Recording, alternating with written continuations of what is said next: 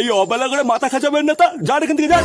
খুব বিপদে পড়েছি দাদা, আমার এই মুহূর্তে একটা কাজের খুবই দরকার। বাড়িতে দুটো ছোট ছোট ছেলে মেয়ে আছে দাদা, খুব অভাবের ভিতরে পড়ে গেছি, একটা কাজের ব্যবস্থা করে দিন।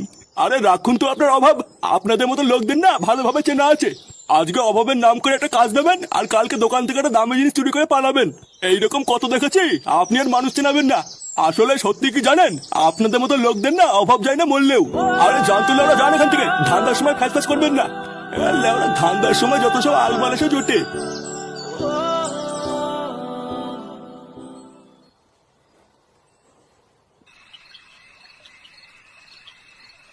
দেখো পটুদা, তুমি যাই বলো তাই বলো, আমাদের কিন্তু মালের টাকা ঠিক জোগাড় হয়ে যায়।